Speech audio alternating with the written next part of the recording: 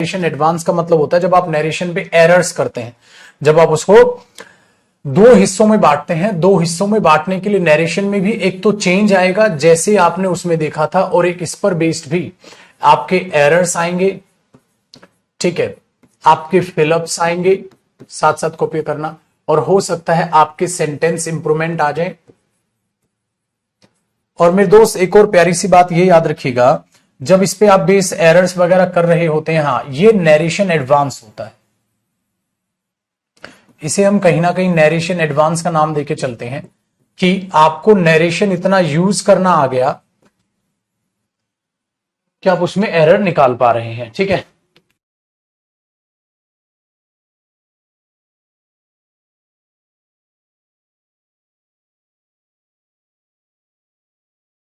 ठीक है मेरे दोस्त, एक तो है जी ये आपको जो करना चाहिए।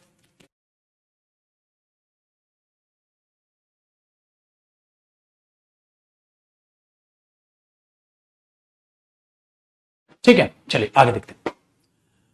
तो ये चीज यहां पर है, इसको वॉइस नरेशन एडवांस बोलते हैं। मतलब नरेशन के क्वेश्चंस, वॉइस एडवांस क्या था, जो आपने वॉइस के क्वेश्चंस किए ना वो वॉइस एडवांस था, और जो आपने वॉइस को चेंज करना सीखा ना वो खाली वॉइस होता है।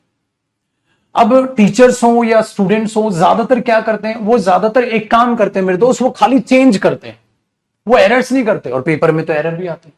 तो ये टेंस से रिलेटेड इनके एरर होंगे। तो हमने नरेशन टॉपिक जैसे मैंने आपको वॉइस पढ़ाया ना वैसे ही पढ़ाऊंगा मेरे दोस्त, ताकि क्या हो, आप खाली चेंज करना ना सीखें, आप एरर भी पकड़ना सीखें, ठीक है। तो ध्यान रखिएगा, नरेशन और नरेशन एडवांस एक साथ समझते चलना।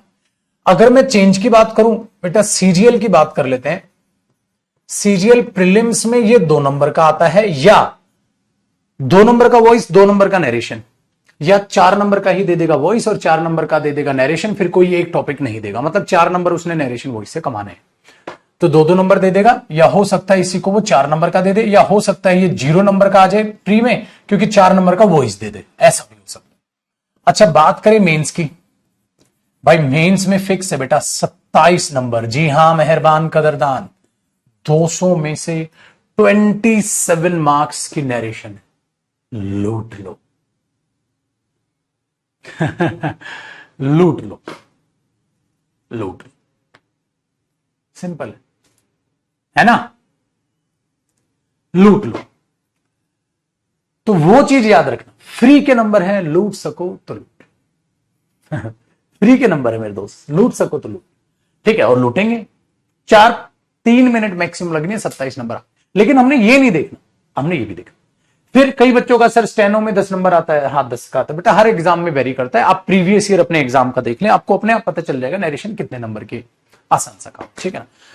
अब बैंकिंग एग्जाम की बात करें तो, या यूपीएससी की बात करें तो इसकी बजाय ये देता है, मतलब इन पर बेस एरर्स, ठीक है। वो सारा जो वॉइस का था वही नरेशन का खेल है। तो हर एग्जाम में आना है, किसी एग्जाम में चेंज आते हैं, किसी एग्जाम में एरर्स आते हैं, लेकिन टॉपिक जरूर। अब इसको समझने की कोशिश करते हैं, आखिरकार ये नरेशन होता क्या है और इसको किस तरीके से हम चीजों को डेवलप करते हैं। देखो भाई, अगर हम नरेशन को समझने की कोशिश करें, इसके इंट्रोडक्शन को, नरेशन ब्रैकेट में लिखेगा इंट्रोडक्शन, और मेरे साथ साथ इसे समझने की आप तैयारी कर लें। पता है क्या होता है नरेशन का मतलब, क्या होता है, जब आप इंफॉर्मेशन पास ऑन करते हैं, दूसरे की कही गई बात को अपने शब्दों में बताने की कोशिश करते हैं। चलो इसको लिख के समझते हैं। जैसे मैंने आपको एक सिचुएशन दी, he said to her they will go there. अब देखो, किसी भी बात को बताने का ढंग 2 तरीके से हो सकता है। किसी भी बात को बताने का ढंग, मतलब मैं तुम्हें बता रहा हूं, एक इंफॉर्मेशन दे रहा हूं, ही ने हर को कुछ कहा था, ही ने हर को कुछ कहा था। तो मेरे दोस्त, इसको बताने का या कहने का 2 तरीके का ढंग हो सकता है। 2 तरीके का ढंग क्या होता है, या तो मैं क्या कर सकता हूं, इसको एज इट इज बता दूं जैसे उसने कहा। मतलब ध्यान से सुनिए, he said to her they will go there, उसने उसे कहा था कि वे वहां जाएंगे। मतलब ही ने हर को कहा था वे वहां जाएंगे। सिंपल हो गया। तो किसने किसको कहा, एज इट इज आपने सेम बता, तो इस बताने के तरीकों को कहा जाता है डायरेक्ट वे ऑफ टॉकिंग, इसीलिए इसको डायरेक्ट स्पीच कहा जाता है कि आपने जिसने जो कहा उसके सेम शब्द बता दिए। वो थ्री इडियट का सीन याद है, बोल वो रही है शब्द हमारे हैं, याद है थ्री इडियट वाला सीन? कुछ ऐसा ही है। ही ने हर को क्या कहा, ठीक है, ही ने हर को क्या कहा उसको आपने एज इट इज बता दिया, बिल्कुल एज इट इज, एकदम ऐसे। बेटा ये चीजें आ जाती हैं यहां पर। तो he said to her they will go there, ये हो गई जी आपकी डायरेक्ट स्पीच। एक मिनट रुकिए बेटा।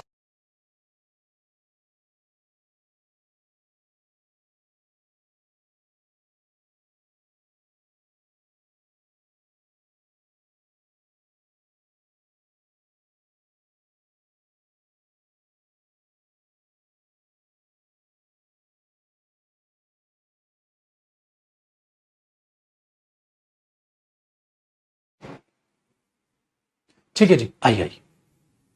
तो मैंने क्या कहा, ही ने हर को क्या कहा, ठीक है, आपने एज इट इज बता दिया। भाई उसने क्या कहा था, एज इट इज आके आपको बता दिया, एज इट इज आके आपने उसको बता दिया। मेरे दोस्त ये मतलब होता है डायरेक्ट स्पीच। अच्छा देखो, इन शब्दों को बोल कौन रहा है, मैं ही रहा हूं। कौन बोल रहा है, मैं बोल रहा हूं। कौन बोल रहा है, मैं बोल रहा हूं। और मैं क्या बता रहा हूं, देखो भाई, ही ने हर को पास्ट में ये कहा था। अब आपको क्या बोलते हैं, मतलब ये जो शब्द हैं ये ही के हैं। हां, शब्द ही के हैं, बोल मैं रहा हूं। याद आया? ये चीज आप अपने दिमाग में आपको बैठा के रखनी, मतलब शब्द उसके हैं, बोल मैं रहा हूं।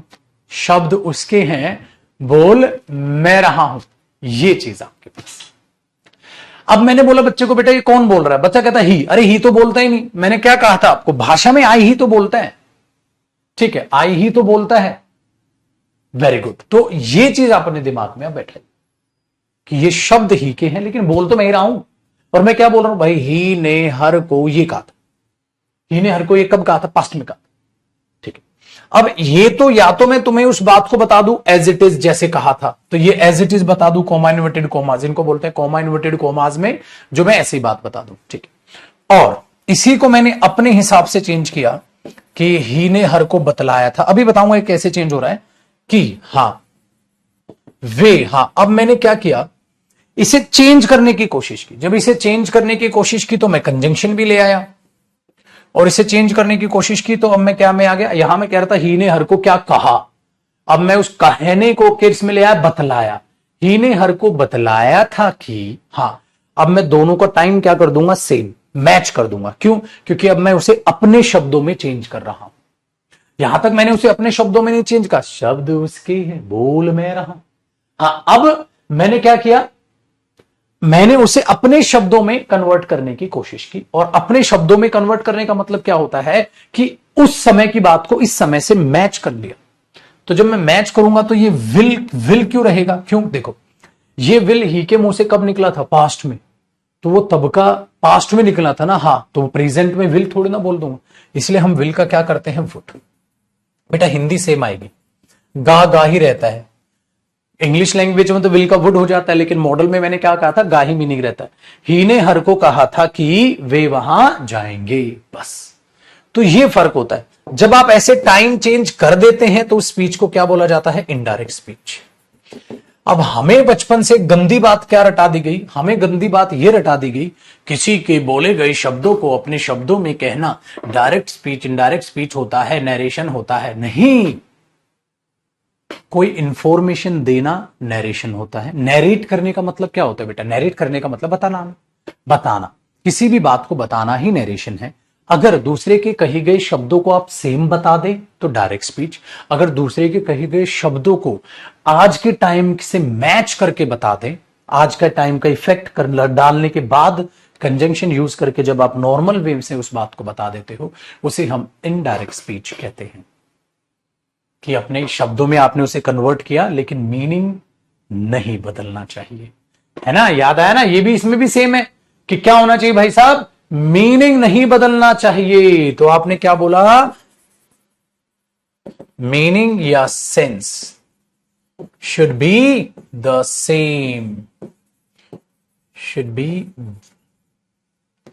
same, या शॉर्ट में लिखो नो चेंज।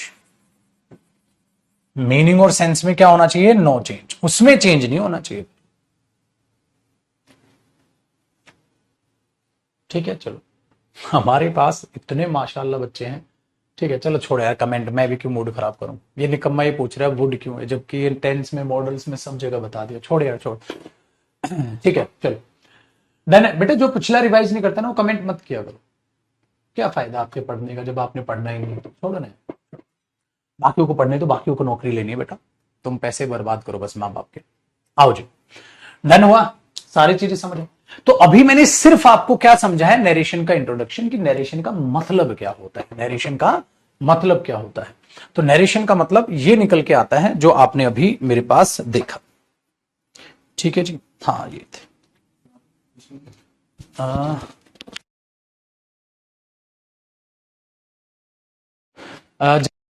ज्यादा ठंडा मत करना साहिल, कल हल्का सा ज्यादा ठंडा था, बस बर्फ तो डालनी बट ठंडा ज्यादा। आई हो गया ना आसान, वेरी गुड।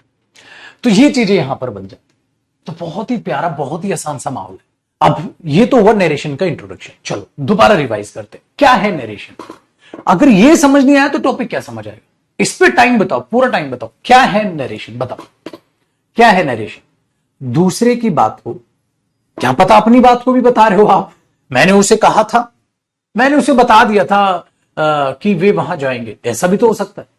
तो मैंने बोला इंफॉर्मेशन बताना या इंफॉर्मेशन देना ही नरेशन।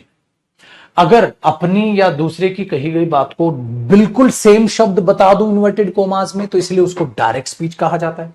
अगर उसे मैं इफेक्ट के हिसाब से, टाइम के हिसाब से चेंज करके बता दूं तो उसे इनडायरेक्ट स्पीच कहा जाता है।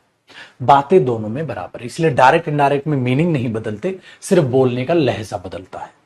ठीक है,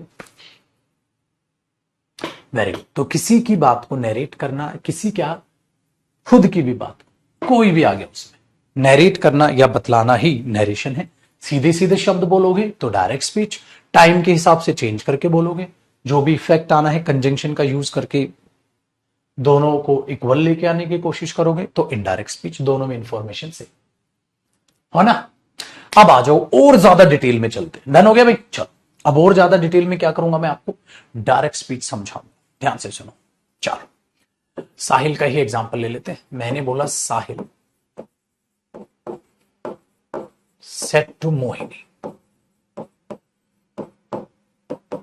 कॉमा इन्वर्टेड कॉमास। अब आपको एकदम और जबरदस्त तरीके से चीजों को मस्त तरीके से और समझ आएगा। साहिल ने मोहिनी को कहा दे, ठीक है, दे विल गो देयर। अब देखो जी जरा इसको मैं और डीपली आपको पढ़ा दूंगा। ठीक है, और डीपली पढ़ा। देखो ऐसा कह के आप क्या बताना चाहते हो भाई, यही बताना चाहते हो किसने क्या कहा, किसने किसको क्या कहा, बस किसने किसको क्या। यहां चाहे तुमने गाली दी हो, तुमने ऑर्डर दिया हो, तुमने रिक्वेस्ट किया, तुम सेम बता दो। Sahil said to Mohini go there, Sahil said to Mohini don't go there, Sahil said to Mohini get out, Sahil said to Mohini do your work, Sahil said to Mohini they will go there, Sahil said to Mohini you can do it, Sahil said to Mohini I will help you. कुछ समझ पा रहे हो, समझ पा रहे हो। तो ये चीज आपने देखनी है पाजी, ये चीज समझनी है आप लोगों ने। तो मेरे भाई यहां क्या समझे, साहिल ने मोहिनी को क्या कहा, कुछ भी कहो सीधा बता दो, सीधा बता दो, एकदम सीधा स्ट्रेट फॉरवर्ड बता दो, खत्म। अब बच्चा क्या करता है, रटता है, रटता है। क्या रटता है, जरा गौर फरमाइएगा, क्या रटता है बच्चा। ये रटता है कि सर इसको इनडायरेक्ट स्पीच में बना दो। मैंने बोला क्या sir, Sahil told Mohini that they would go there, yes. अरे बेटा तेरे को पता ही नहीं, तेरे को ना मीनिंग पता, ना तेरे को ये पता क्या हो रहा है, बस तूने क्या किया, वही वाला काम नहीं हो गया बेटा, पैसिव वॉइस वाला। I write a letter is written by me. मैंने बोला मेरे दोस्त से क्या बना, कहता पता ही नहीं। बताओ क्या बना? कहता कुछ भी नहीं पता सर। तो वो तो गलत है ना यार, वो तो वही बात हो गया, इनो डालो पानी में, कहता देखो झाग आए झाग आए। कहता क्या है साइंस? कहता मेरे को नहीं पता, देखो झाग आए झाग आए। पागलपन है नहीं, तो सीखना पड़ेगा। इसलिए मैं आपको थोड़ा और डीपली लेके चल रहा हूं। तो याद रखिएगा इसमें हम क्या कहते हैं। देखो भाई, आप किसी को कुछ बता रहे हो, इसलिए सेड को बोल दिया जाता है रिपोर्टिंग वर्ब, रिपोर्ट करने वाली वर्ब। किसी को कुछ बता रहे हो तो इसीलिए इसको क्या बोल दिया गया?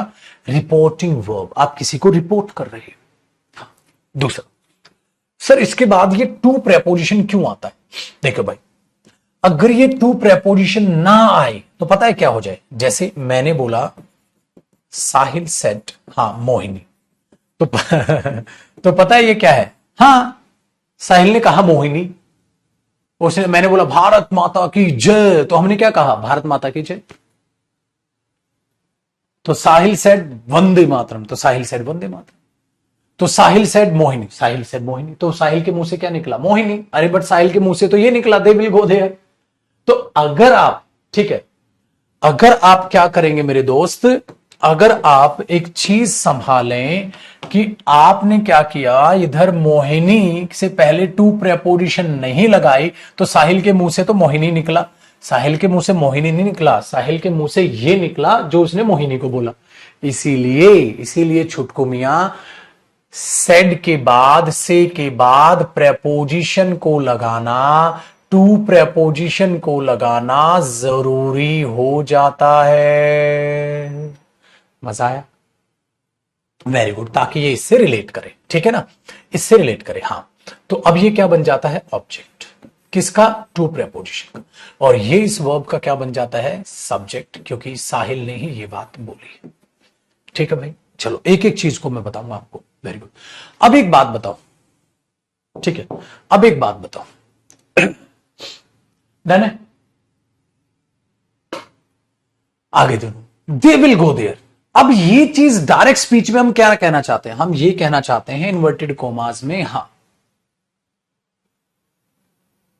ये क्या है?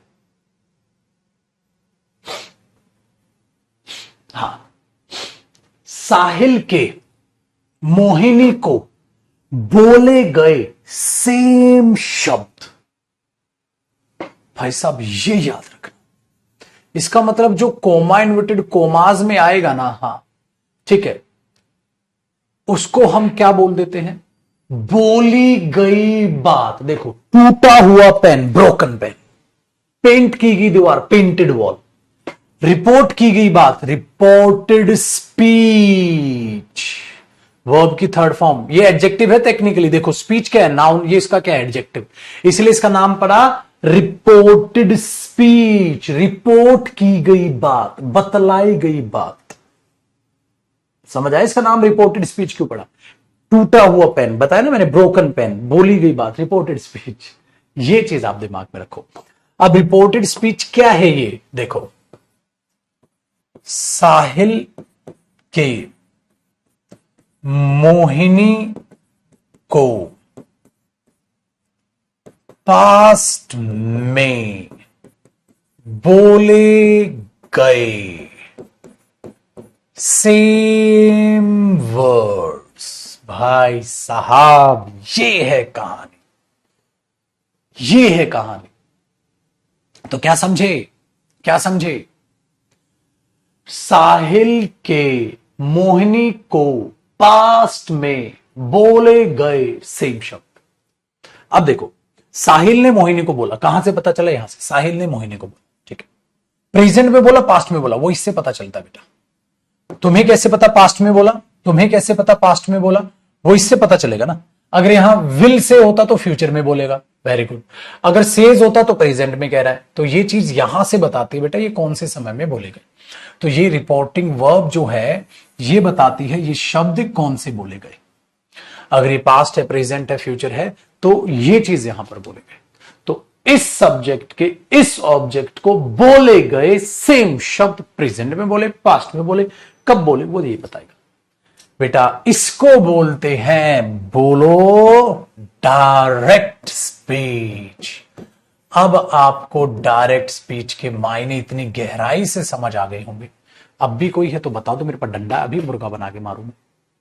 अब तो दिक्कत नहीं है मेरे भाई, पक्का ना, दिक्कत मानते हो यार तुम, वो चीजें गलत है, ठीक है, पक्का आ गया मजा। अब तो कोई टेंशन नहीं है। मैं चाह रहा हूं तुम इतना डीपली पढ़ लो, सिर्फ इतना डीपली पढ़ लो कि क्या बचा, नरेशन यूं चुटकियों में सॉल्व होगा।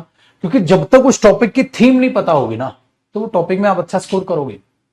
वो थीम पता होनी बहुत जरूरी, ठीक है। करो यहां तक कॉपी। अब बताता हूं मैं इनडायरेक्ट स्पीच के और डिटेल में मीनिंग क्या होते हैं। सांसों के किसी की मोड़ पर मिली थी तो जिंदगी मेरी जिंदगी,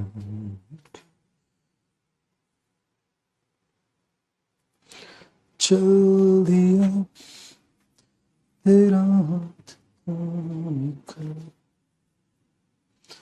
तुझे साथ चल के।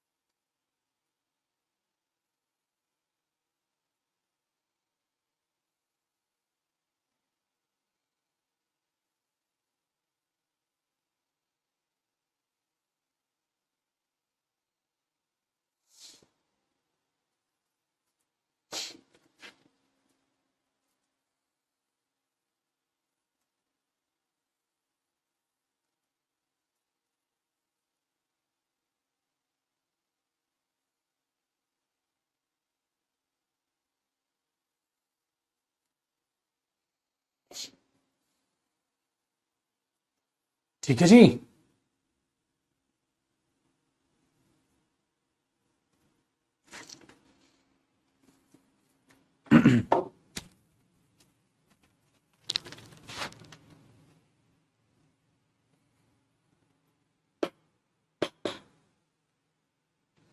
चलिए अब आगे देखते हैं भाई।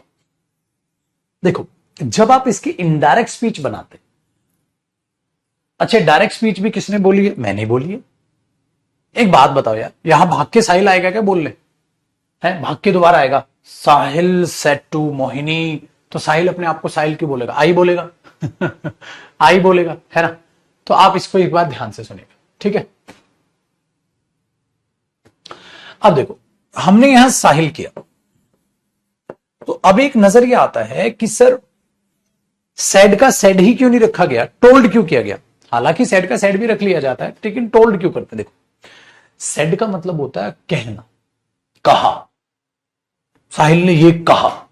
अब मैं ये नहीं बता रहा ये कहा, अब मैं उसको चेंज कर रहा हूं, चेंज कर रहा हूं, तो मैं आपको इंफॉर्मेशन इनडायरेक्ट वे में दे रहा हूं। तो मैं बोलूंगा साहिल ने मोहिनी को बतलाया था, बतलाया था, बतलाना, साहिल ने उसको बतलाया था। क्योंकि सेड कहते ही तो दूसरे वाला क्या सोचेगा, अच्छा तुम सेम शब्द बताओ, है ना। टोल्ड बतलाया था, मैंने तुझे बतलाया था, तो बतलाने का जहां सेंस आ जाता है, वहां होता है कि इसका मतलब आप उसमें चेंज करोगे। तो आपने टोल्ड लिखा, लेकिन अब टोल्ड टू मोहिनी क्यों नहीं हुआ? चलो मैं बताता हूं। देखो, से का मतलब होता है कहा, क्या कहा, तो ये बता दो किसको कहा, उसके लिए आपको टू लगाना पड़ा। लेकिन पता है क्या होता है, टोल्ड का मतलब होता है किसी को कुछ बतलाना, किसी को कुछ बतलाना, इसका मतलब उसमें टू की सेंस ऑलरेडी है। इसीलिए टोल्ड के साथ जो वर्ब टू आती है मेरे दोस्त, ये चीज यहां हो जाती है सुपरफ्लुअस। इसीलिए आपको बचपन में एक और चीज गलत रटा दी गई, वो ये रटा दी, सेड टू को टोल्ड में बदल दो, स्वाहा। अरे सेड का ही टोल्ड हुआ है, हाँ, टू क्यों नहीं आया? क्योंकि इसके साथ नहीं आता तो ये मोहिनी कह देता, लेकिन मोहिनी नहीं कहना, कहना वो है, मोहिनी को कहना है। लेकिन यहां टू क्यों नहीं आया? क्योंकि टेल का मतलब ही होता है से टू, किसी को कुछ कहना, किसी को कुछ कहना, तो को का मीनिंग उसमें अपने आप है। अपने आप है तो टू लगाओगे तो बेटा उसके साथ सुपरफ्लूस हो जाता है। जैसे देखो, अब मैं लिख दूं रिटर्न बैक, भाई रिटर्न बैक और कम बैक, तो कम बैक वापस आओ तो ठीक है, कम के साथ बैक तो चल गया, हाँ। लेकिन रिटर्न का मतलब क्या है? रिटर्न का मतलब है वापस आना, तो रिटर्न का मतलब ही है कम बैक, हाँ। तो बैक का मीनिंग उसमें ऑलरेडी है तो कट गया, रिटर्न के साथ बैक तो सुपरफ्लूस हो गया। वही चीज यहां है, वही चीज यहां है। क्या हुआ कि टोल्ड टू, अरे टोल्ड का मतलब ही है किसी को कुछ कहना, इसका मतलब ही है सेट टू, हाँ। तो टू का मीनिंग इसमें क्या है? ऑलरेडी इंक्लूडेड है, फिर तुमने टू लगा दिया तो ये सुपरफ्लूस हो गया, जैसे रिटर्न बैक का हुआ। अब आया मजा? ठीक है। अब लेकिन क्या यहां टेल भी हो सकता है? बेटा टेंस तो यही बताएगा ना, कौन सा टेंस है मेरे बच्चे? कौन सा टेंस है? पास्ट। तो जब इधर भी पास्ट है तो बेटा इधर भी क्या रहा? पास्ट। आप इसकी टेंस क्यों बदलोगे ना? इधर पास्ट तो पास्ट हो, टेल क्यों करूंगा?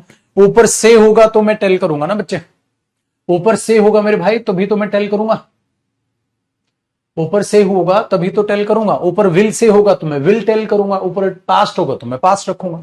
तो टोल्ड टोल्ड मत किया करो बेटा, वो टेंस के हिसाब से चेंज होता है। बताओ, अब यहां तक कोई दिक्कत? तो वो टेल के हिसाब से चेंज हो रहा है, उसमें हमारा कोई भी हाथ नहीं है। ऐसे पढ़ने इंग्लिश। आया जी मजा? चलो आगे सुनो। फिर क्या हुआ? अब एक बात ध्यान से सुनिए, ये तो नॉर्मल इंट्रो दे रहा हूं, फिर एक एक करके चीजों को समझेंगे। अब किसी को कुछ बताओगे आप, हाँ, तो उस चीज को क्या करोगे आप? एक्सप्लेन करोगे। उस चीज को आप क्या करोगे? एक्सप्लेन करोगे। बताओ भाई किसने किसको क्या बतलाया?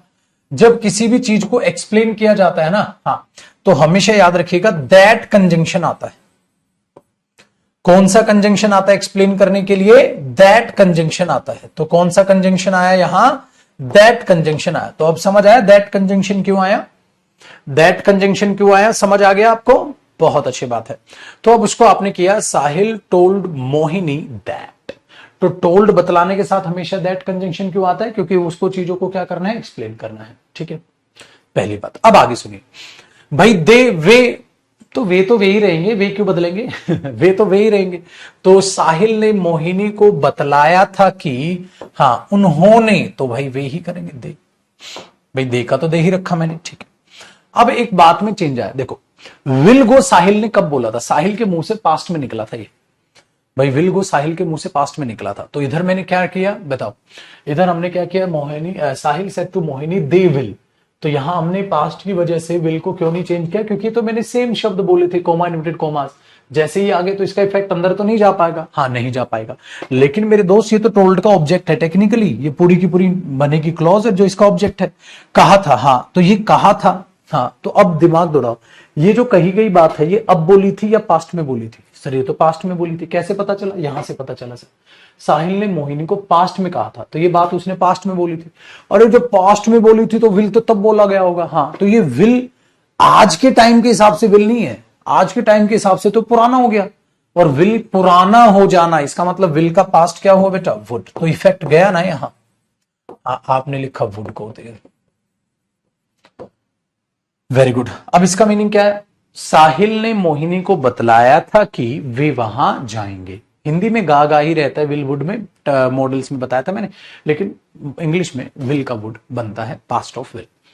तो अब आप इसका मीनिंग क्या हुआ? साहिल ने मोहिनी को कहा था दे विल गो देयर, वे वहां जाएंगे। साहिल ने मोहिनी को बतलाया था कि वे वहां जाएंगे। दोनों को हिंदी भी करनी आनी चाहिए ना, मीनिंग आना चाहिए निकालना। ये होता है बेटा इनडायरेक्ट स्पीच। तो किस तरीके से टेंस पर इफेक्ट आ रहा है, कैसे आ रहा है, अब एक एक करके इन सारी चीजों को समझेंगे, एक एक करके इन सारी चीजों को समझेंगे। ठीक है, ये चीज याद रखिएगा, एक एक करके इन सारी चीजों को समझेंगे। एक एग्जाम्पल और देता हूं आपको, फिर बताऊंगा मैं कहां कहां चेंजेस आपको देखने हैं।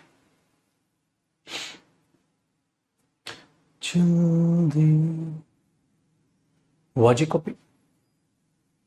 तो अब हम क्या देखेंगे? कैसे वर्ब बदलती हैं, कैसे ये आता है, कैसे ये आता है, और इन चीजों को देखें। गो का वेंट क्यों नहीं हुआ? वाह रे वाह, बढ़िया बेटा। चलो जी आगे बढ़ो, ध्यान दो, बहुत अच्छे मेरे बच्चे।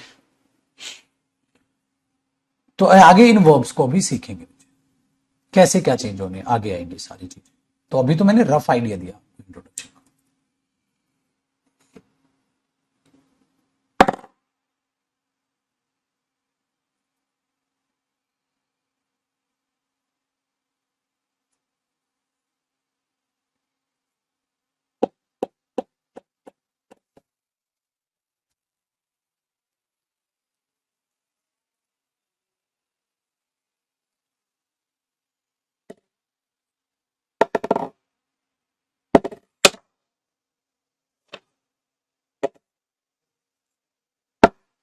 ठीक है जी।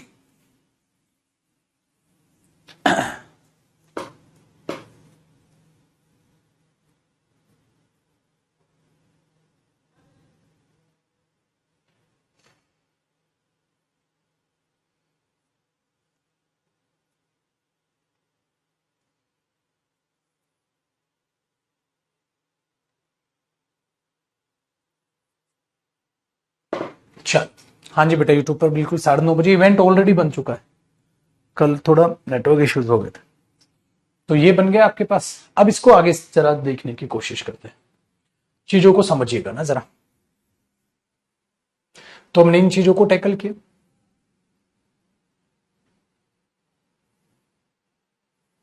आगे देखिए, अब अगर हम ये देखते हैं, जैसे he said to me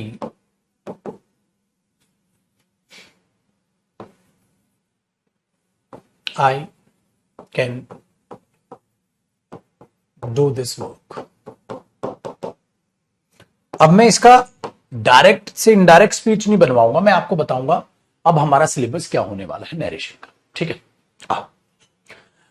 देखो भाई, सबसे पहले तो आपने इसको सीखना होगा कि कैसे इसको चेंज करना है। इसका मतलब आपको सीखना होगा रिपोर्टिंग वर्ब को कैसे चेंज करना है, एक काम हो गया।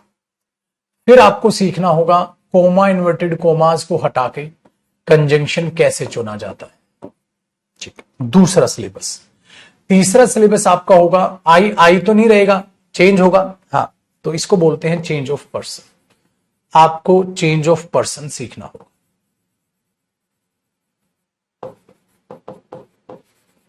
ठीक है, वेरी गुड। फिर आपको यह सीखना होगा वर्ब कैसे चेंज होती है। तो आपको वर्ब बोलो या टेंस बोलो या मॉडल बोलो, ऐसे आपको इसको देखना होगा कैसे चेंज होता है। बेटा दिस का भी दैट होगा। हाँ, आपको यह भी देखना होगा कि अदर चेंजेस कैसे होंगे, बाकी बदलाव कैसे आते हैं। बस बस इतनी सी तो बात मतलब ये 5 चीजें अगर आपको आ जाएं कैसे कैसे बदलेंगी, तो बल्ले बल्ले इतनी शाबाश शाबाश। ठीक है, तो reporting verb, conjunction, change of person, verb tense या मॉडल और अदर चेंजेस। तो ये 5 चीजें आपने सीखनी है नरेशन में, आराम से चीजें समझ। ठीक है, तो इन चीजों को देखो ना बेटा। चल, एक एक करके, इसको नहीं चेंज करा रहा मैं, ये नहीं कि सर इसको चेंज करा दो, ना, यही तो सीखेंगे एक एक करके। टोल्ड कब होगा, टेल कब होगा, कैसे मॉडल बदलेंगे, कैसी क्या चीजें हैं, उन सारी चीजों को आराम से एक एक करके सीखें। कुछ बेसिक पार्ट मैंने आपको बता ही दिया। ठीक है, जैसे अगर आप इसको चलो चेंज करके भी देखोगे तो आप ये बोल दोगे कि नहीं, अभी आप इसमें कंफ्यूज होंगे आई में। चलो मैं पहले ही हेडिंग यही डाल दू। अब आप हेडिंग डाल दो चेंज ऑफ पर्सन। सबसे पहले मैं आपको ये सिखा रहा हूं और फिर इसी एग्जाम्पल का भी थोड़ी देर में आपको मैं नरेशन भी कराऊंगा थोड़ी देर बाद। ठीक है, देखो चेंज ऑफ पर्सन, पर्सन को चेंज करना सीखा आपने। बोले ये पर्सन क्या होता है सर? पर्सन देखो बेटा क्या होता है। पर्सन होता है, इंग्लिश लैंग्वेज में अगर बातचीत करते हैं तो हम ऊपर उठा दें, इंग्लिश लैंग्वेज में एक फर्स्ट पर्सन होता है जो टेक्निकली मेरे दोस्त स्पीकर होता है। ठीक है, एक सेकंड पर्सन होता है जो टेक्निकली लिसनर होता है, और एक थर्ड पर्सन होता है जो टेक्निकली नॉन एक्टिव पर्सन होता है, मतलब उससे हम बातचीत करना नहीं चाह रहे, नॉन एक्टिव पर्सन, चाहे वो सुने या ना सुने। ठीक है जी, ये 3 पर्सन आपके सामने बन गए। तो एक हमारे पास आया है स्पीकर, पहला पर्सन, दूसरा आया है सेकंड पर्सन लिसनर, और तीसरा आया है नॉन एक्टिव पर्सन। पहले पर्सन में हम आई देखते हैं और दूसरे पर्सन में हम इसमें वी देखते हैं। आई जिसको हम बेटा रियल स्पीकर बोलते हैं क्योंकि हर बात को यही बोलता है, और जब आई अपने साथ किसी और को जोड़कर बोलने की कोशिश करता है तो वो आई आई नहीं चिल्लाता, वो अपने आप में वी कहता है अपने आप को। ठीक है, ये ध्यान रखिएगा। तो आई अपने साथ जब किसी और का जिक्र करने की कोशिश करता है। सेकंड पर्सन होता है जी यू, जो एक सिंगुलर में भी यू ही रहता है और प्लूरल में भी यू रहता है। लिसनर का मतलब होता है आई जिससे अपनी बात कहने की कोशिश कर रहा है। बेटा नॉन एक्टिव में आप बचपन से पढ़ रहे हैं, ही शी इट आता है, और इनका प्लूरल अगर देखें ना, चाहे वो ही का हो, चाहे शी का हो, चाहे तीनों का हो, वो दे होता है। ठीक है, इसे आप कॉपी करें।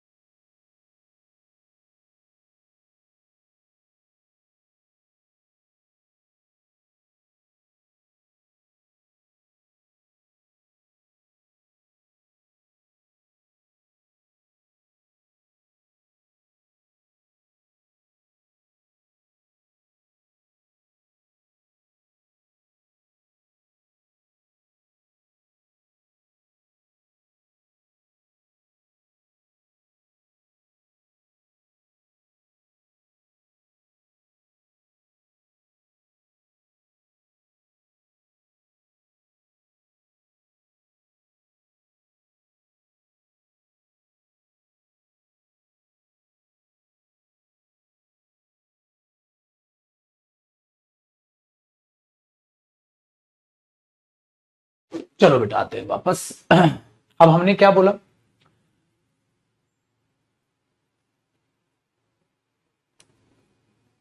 Very good. तो अब हमारे पास आ गया कि फर्स्ट पर्सन है, सेकंड पर्सन है, थर्ड पर्सन, ये तो समझना आ गया। अब इसमें हमें ये भी देखना है मेरे दोस्त कि ये काम कैसे करते हैं, मतलब कैसे इन्हें आप चेंज करते हैं। तो एक बात ध्यान से सुनिएगा, किसी भी सेंटेंस में आप एक एक, ठीक है, इन प्रोनाउंस को देखते हैं। जैसे he will go there, she will go there, I will go there, they will go there, you will go there, सब एक एक को देखते हो। अगर मिक्स आए तो कैसे आए, इसलिए ध्यान रखना इनकी होती है पोजीशन। समझना भी जो समझा रहा हूं, फिर आपको बताऊंगा इनकी पोजीशंस क्या होते हैं बेटा। एक तो होता है केस नंबर 1, जब आपको कोई भी बात एक नॉर्मल वे में बोलनी होती है तो हम क्या करते हैं, सबसे पहली रेस्पेक्ट आप यू को दोगे,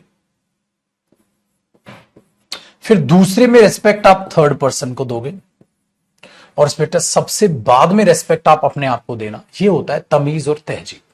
जैसे अगर मिलकर हमने कोई अच्छा काम किया है ना, ये चीज मैं प्रोनाउन में भी सिखाता हूं, यहां भी आप सीख लीजिएगा। प्रोनाउन में दोबारा आएगी, जिनका प्रोनाउन हो गया उन्होंने पहले सीखा भी होगा। हमने क्या बोला बेटा, यू थर्ड पर्सन। जैसे मैंने बोला आपको पहले, आपने अच्छा काम किया,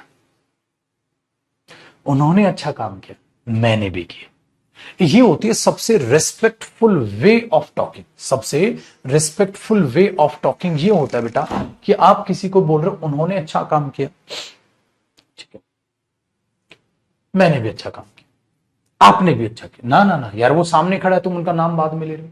इलॉजिकल हो गया ना बेटा, कमेंट रिफ्रेश कर, इलॉजिकल हो गया। तो हम क्या बोला भाई, हमने बोला यार ये चीज, हाँ तो ये चीज यहां पर बेटी, लेकिन लेकिन लेकिन लेकिन ये आई यहां है, हाँ, लेकिन स्टार लगाना इसमें। अगर बेटा वी हुआ तो वी में तो आई इंक्लूड हो जाएगा। हाँ, तो क्या मैं वी को भी पीछे घसीट दूं, बताओ, बताना, क्या वी को भी पीछे घसीट दूंगा तो मेरे साथ साथ जो बाकी लोग हैं वो भी, उनकी भी रेस्पेक्ट पीछे नहीं। इसलिए क्या होता है, अगर वी हुआ तो सबसे आगे, ताकि मैं अपने साथ साथ पीछे दूसरों को ना घसीटूं। एक ही सेंटेंस में वी और आई तो होगा नहीं भाई, क्योंकि आई अगर होगा तो वी में ही मिक्स हो जाएगा। क्या हो सकता था यू भी वी में मिक्स हो जाए, है ना। जैसे दे एंड वी या वी एंड दे, मुझे क्या बोलना चाहिए, चलो एक एग्जांपल से आपको समझाता हूं। इसको ऊपर उठा दो, देखो पेपर में आया दे एंड वी, ठीक है, विल हेल्प यू या विल हेल्प, ठीक है, द पुअर बॉय। वे और हम मदद करेंगे उस गरीब लड़के की, वे और हम। अगर वे और हम मदद करेंगे तो यार गड़बड़ नहीं होगी, वे और हम, तो वे और हम तो मदद नहीं करेंगे, इलॉजिकल हो गया। हाँ क्यों, क्योंकि हम के साथ साथ आपने पीछे, क्या पता इसमें यू भी इंक्लूड हो, और जो बाकी भी लोग तुम्हारे साथ थे तुमने उनको भी पीछे रेस्पेक्ट दे दिया, गलत नहीं हो जाएगा। मैं बोलूंगा आप सभी और हम, ना ना ना, फिर तो इनकी भी रेस्पेक्ट उनसे पीछे होगी यार। आपसे पहले तो वो लोग हैं, तो हम बोलेंगे हम और वे, हम और वो। तो यहां वी एंड दे। इसीलिए कई बच्चे इसको रखते हैं ना, 231 धारा लगेगी। अबे पागल, 231 के हिसाब से तो ये सही हो जाएगा, सही जबकि है तो ये रटा रटारा छोड़ दो बेटा। ये सब रेस्पेक्ट का खेल होता है। ये पोजीशंस कैसे स्टार्ट होते हैं बेटा, ये सब पोजीशंस किस पे बेस्ड होते हैं, बेस्ड ऑन रेस्पेक्ट। तो रेस्पेक्ट के केस में या तो वी होगा तो आगे, हाँ ये फिक्स है, लेकिन ये फ्लेक्सिबल, आई हुआ तो पीछे और ये हुआ तो। सो अगर मैं ये बोल दूं आई एंड दे विल गो दे, गलत हो गया ना, गलत हो गया ना। क्यों, क्योंकि आई है, अरे आई को तो पीछे रखो, तो दे एंड आई। तो अब आप डिफरेंशिएट कर पाओगे चीजों। तो ये होता है नॉर्मल वे में आपको ये करना होता है। तो जो भाई साहब रट लेता बच्चा वो फंसता है। इसकी 231, 132, 123 ये धाराएं ना डरते, कानून नहीं खेल रहे हैं, धारा 231 के तहत सजाए मौत। ठीक है, तो आपको ये नॉर्मल वे और चीजें आपको समझ आई होंगी। ठीक है, तो इसलिए मैंने ये समझाया था आपको क्या होता है। आगे सुनिएगा मेरे दोस्त, आगे जरा चीजों को समझिएगा। एक केस होता है, ये तो रेस्पेक्ट आपने दी, हाँ एक बात होती है नेगेटिव टॉक। नेगेटिव टॉक का मतलब है चोरी चकारी कर ली, शीशा तोड़ दिया, मुंह फोड़ दिया, लड़ाई में किसी का सर फोड़ दिया। हाँ, तो ये पॉजिटिव बात है या नेगेटिव बात है? This is negative. सो अगर नेगेटिव सेंस है तो पता है क्या होता है, गलती दूसरे पे मत थोपो। अगर आप भी गलती में शामिल थे तो सबसे पहले अपनी गलती मानो। ताकि दूसरे को बुरा भी ना लगे। ये मत बोलो तूने चोरी की, तूने, उसने भी की, और बोलेगा बे तू भी तो था, कहता बस अभी लेगा मैं अपना नाम, मैंने भी की। गलती में हमेशा हमारी है तो हमारी और मेरी है तो मेरी। तो आई या वी इसमें आगे ही आ जाता, बस एक ही चेंज आएगा, ये उठ के आगे आ जाएगा, भाई मेरी या हमारी गलती थी, आपकी भी गलती थी, और कोई थर्ड पर्सन उसकी, ठीक है, उनकी थी तो उनकी गलती थी। इसलिए इसमें ये पहले ही आ जाता है। इसमें स्टार क्यों, या तो आई होगा या वी होगा। हमारी और उनकी गलती थी, ठीक है, मेरी और उनकी गलती थी, मेरी या तुम्हारी गलती थी, हमारी और तुम्हारी गलती थी, कुछ भी आप ऐसे बोलोगे। गलती में सबसे पहले, फिर जो सामने है, फिर ये नहीं इसको बाद में चापलूसी नहीं करनी है, गलती बताते चलो सामने से। मेरी तो मेरी, हमारी तो हमारी, आपकी तो आपकी, उसकी तो उसकी, खत्म। ठीक है भाई। तो ये जो इसको भी बच्चा रखता है 123 धारा लगा देंगे, भाई साहब ये मत रटो बेटा, ये पढ़े लिखे बच्चों की बातें नहीं है, अच्छा नहीं लगता। आप लोग इतने, ठीक है, मैच्योर हो चुके हैं, अब ये बातें आपके मुंह पे बिल्कुल शोभा नहीं देती। तिगिड़ता तिगिड़ता तिगिड़ता तिगिड़ता तिगिड़ता तिगिड़ता ता घेड़ धा। ठीक है मेरे दोस्त, आई ठीक समझ, मजा आ रहा है कि नहीं आ रहा है ना? नरेशन इंटरेस्टिंग टॉपिक है भाई।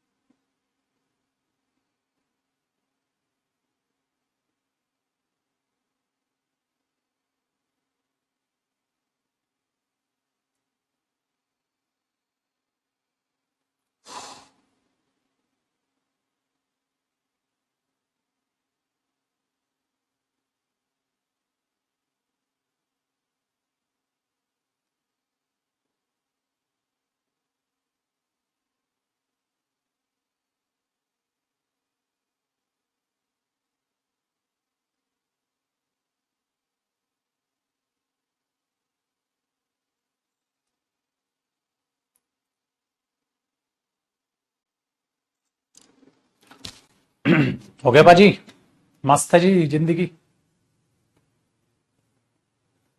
चलो जी, अब इसका देखें। देखो भाई, हमने ये बोल दिया, सपोज करो दे, यू एंड आई, ठीक है, are responsible for the loss. भाई उस नुकसान के लिए, उस नुकसान के लिए कौन कौन रेस्पॉन्सिबल है? दे, यू एंड आई। गलत हो गया ना भाई, गलत हो गया ना। आपको पहले अपना नाम लेना था, फिर यू एंड फिर एंड दे। चलो अब हाँ इस बात को समझना। आप बोलोगे सर ये नरेशन से कैसे रिलेट करता है? अब आ जाओ नरेशन पे, ये नरेशन से कैसे रिलेट करेगा, जो सारी चीजें अभी तक समझे। ठीक है, कैचे, ठीक है। चलो देखते हैं ये चीजें नरेशन से कैसे रिलेट करती हैं बंधु।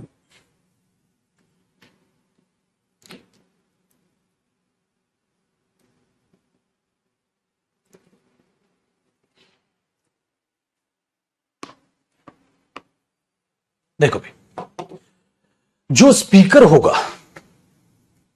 वो कैसे चेंज होगा, लिसनर होगा वो कैसे चेंज होगा। और ये चीज देखो भाई, अगर मैं स्पीकर की बात करता हूं जो आई और वी है, तो उसका स्पीकर क्या होता है? Subject of reporting verb. भाई सब्जेक्ट ऑफ रिपोर्टिंग वर्ब ही तो वो होता है उसका।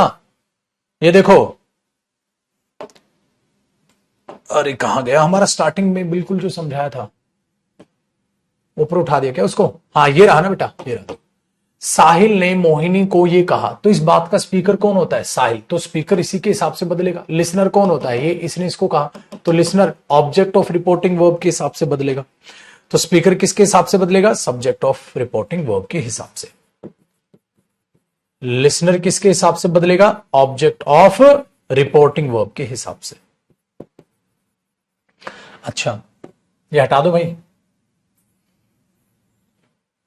और थर्ड पर्सन किसके हिसाब से बदलेगा? अरे सर ना तो ये बोलने में शामिल, ना ये होता है सुनने में शामिल, तो इसलिए इसका क्या होता है? नो चेंज, इनमें कोई बदलाव नहीं होता। इसलिए ही शी इट दे बदलते ही नहीं है, ही शी इट दे बदलते ही नहीं है। हाँ, जो लिसनर होता है यू, वो इसके हिसाब से बदलेगा, जो आई और वी होता है वो इसके हिसाब से बदले। चलो अब एक एक करके आपको चीजें समझाऊंगा, एक एक करके। सबसे पहले किसको समझाऊंगा मैं आपको? Case number 1। पहले मैं आपको केस नंबर 1 में स्पीकर को समझाऊंगा, ठीक है ना? इसको हम case number 1, case number 2, case number 3 बोल रहे। पहले इसको समझाऊंगा, ठीक है? स्पीकर, आई और वी, इसको समझाऊंगा, ठीक है? फिर इसको समझाऊंगा, फिर इसको, ताकि चीजें और अच्छे से समझ आए।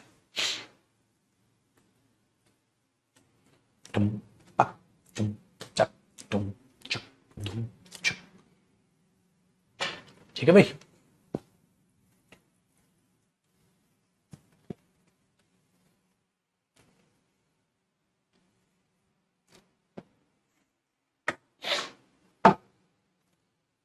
ठीक है, चलो सीखो इसको। जैसे भाई अगर मैं ये कहता हूं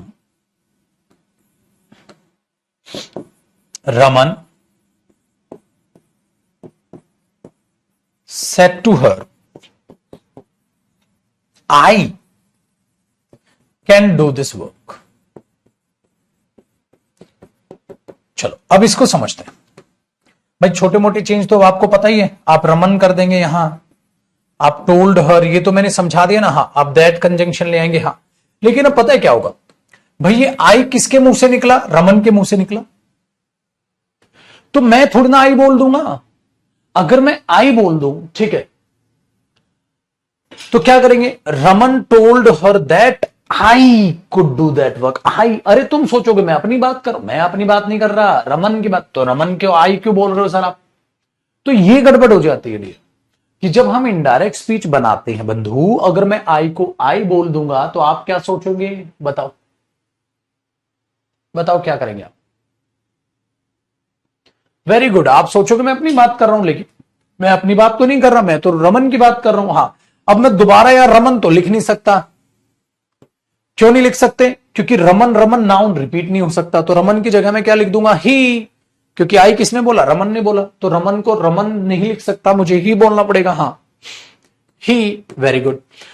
कैन, अब देखो पास्ट में कहा तो कैन का पास्ट क्या होता है? कुड। मॉडल के बाद फर्स्ट फॉर्म सेम रही, कुड डू दैट वर्क। भाई दिस का पास्ट क्या होता है? दैट। देखो इतनी छोटी बेसिक नॉलेज आपको है। ये हुई ना बात।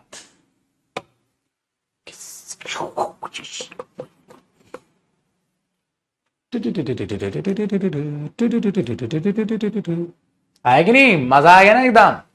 झकास है जिंदगी मेरे दोस्त, झकास है जिंदगी। आओ आओ। और बेटा एक बात बता दूं मैं तुम्हें, जरा जेंडर का भी ध्यान रखिएगा। मैं अगर कहता हूं माई मदर सेड टू मी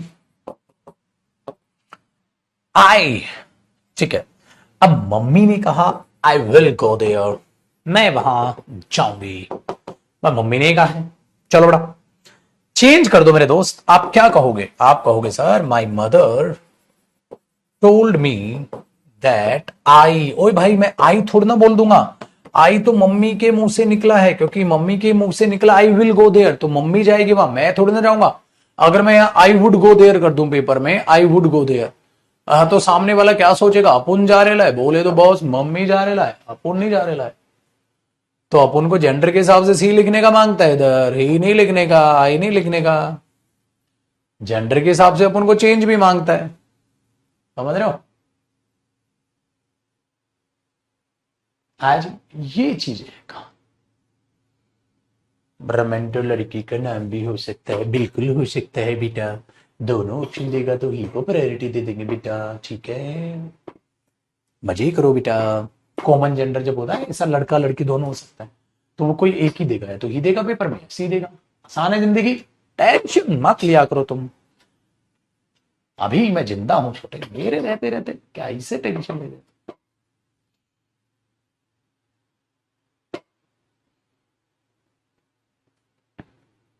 आ जाए ना, अब आ रहा है ना नरेशन समझ। चेंज तो तुम पहले भी कर लेते थे ने, पर पता था ना तो तुम्हें क्या हो रहा है जिंदगी में। हाँ भैया, हाँ राजा, आज पता चल रहा है ना क्या हो रहा है। मेन तो ये बात है, जिंदगी कैसी है पहेली भाई, कभी रुलाए कभी हंसाए।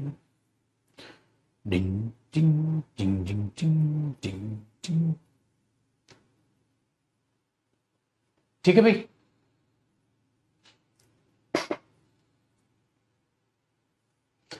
कोनो डाउट है बेटवा? कोनो डाउट है का?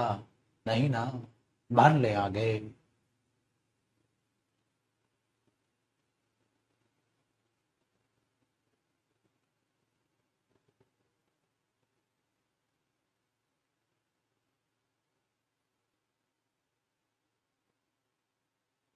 वो इसमें कुछ एरर सॉल्व नहीं हो रहे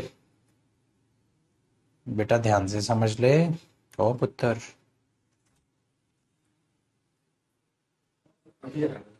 अच्छा हाँ।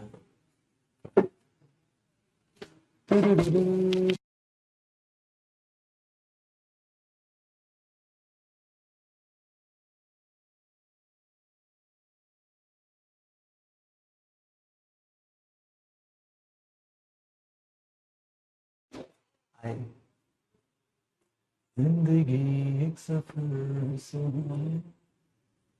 मजा आ गया ना? तो वॉइस की जगह ये भी समझ आ गया। वॉइस थोड़ा और डीपली करा दो सब बेटा, और डीपली जरूरत नहीं थी, वरना तो मैं वो वॉइस को और डीपली भी उतार देता, बट जरूरत नहीं बेटा, पूछता नहीं है पेपर में ज्यादा डीपली, जरूरत नहीं है, पूछता नहीं है पेपर में, वरना तो मेरे बच्चे वॉइस की मैं और 3-4 क्लास खींच देता, अभी तो और डीपली उतार देता, तो मैं घुमा घुमा के मजे आते। लेकिन पता है क्या है, लेकिन जरूरत नहीं है। ठीक है, हमें ये भी ध्यान रखना होता है बेटा, आता तो ये है ना कि पेपर को भी दिमाग में रखना पड़ता है कि किसी भी कॉम्पिटेटिव एग्जाम में कितना आता है। कई कई बार ऐसा होता है, कई कई बैचेज में मैं क्या करता था, कई कई चीजों में ऐसा कर देता हूं कि मैं डीपली पढ़ा देता हूं। पहले के बैचेज में ऐसा भी होगा, ठीक है, कि आप देखोगे कि वो इसको और ज्यादा एक्सप्लेन कर दिया सर ने, बट वो चीजें पेपर में देखो आई नहीं। जो मुझे देखा यार पेपर उस लेवल पे उठ ही नहीं रहा है, नहीं जा रहा है, एक्सपेक्टेड भी नहीं किया जा सकता, तो वो चीजें काटी जाती हैं कि नहीं यार, फिर बच्चे को क्यों खामखा दिमाग खराब किया जाए। तो वो चीजें आप देखो, प्रीवियस ईयर देखोगे बेटा और आने वाले पेपर्स आप देखो, वो चीजें आपको दिखेंगी नहीं। ठीक है, ये चीजें तो जितना डीपली मैंने आपको वॉइस पढ़ाया ना, हाथ जोड़ के रिक्वेस्ट है बेटा, इससे ज्यादा जाने की जरूरत ही नहीं। वीओडी से भी मत देख लेना। ठीक है, वीओडी से भी मत देख लेना, कहीं तुम ये सोचो चलो वीओडी से और ज्यादा पढ़ लेते हैं, वॉइस गड़बड़ कर लोगे, कोई फायदा नहीं। फायदा तो हो किसी चीज का पाजी, कोई तो फायदा हो, है ना?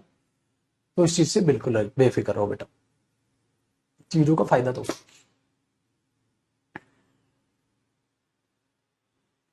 देखे आगे।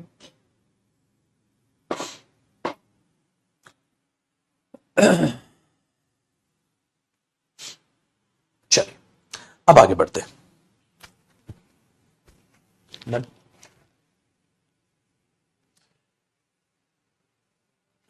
तो ये हुआ आई के केस में आप कैसे चीजों को चेंज कर रहे हैं। ठीक है, आई की चीजों को कैसे चेंज कर रहे हैं।